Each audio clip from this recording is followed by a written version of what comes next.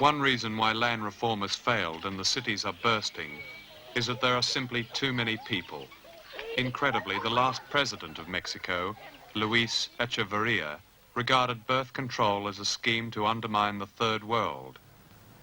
Marta Lamas, a campaigner for women's rights, explains.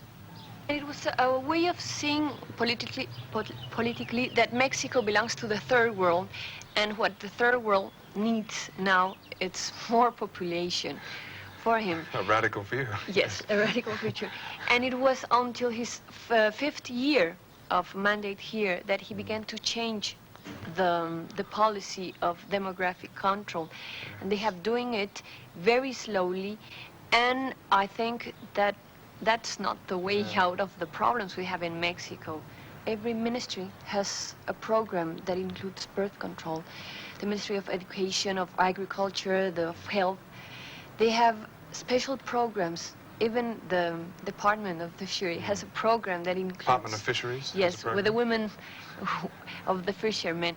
Everybody's very interested. Now, I see a contradiction between this birth control programs the government is trying to do, and at the same time, the restriction they have on abortion laws. In Mexico, the only way to have an abortion if you have been raped, and if you have gone and given testimony before a judge, and afterwards you see you are pregnant, then you have the legal right to have an abortion, but only because of that, not even because of genetic malfunctions or with problems that a doctor can say that the baby is going to be blind or with a genetic disorder. So we see a contradiction. What we are in Mexico, the women trying to get the government to approve is what we call voluntary maternity, that we have the kids we want to have, but only the kids we want to have.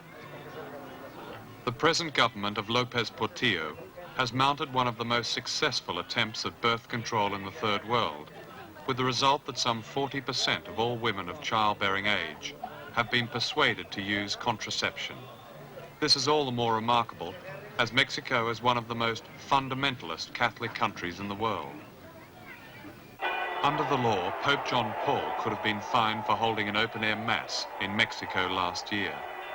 For the church is still remembered in Mexico for its extreme wealth and power and inquisitional cruelty. Relations with the Vatican were broken off 120 years ago and have never been restored. A priest or a nun who wears a clerical habit in public is breaking the law, and all churches are property of the state. But here again, this is all part of the mask of Mexico. Under our Constitution, a priest told me, his voice heavy with irony, I am an outcast of the state.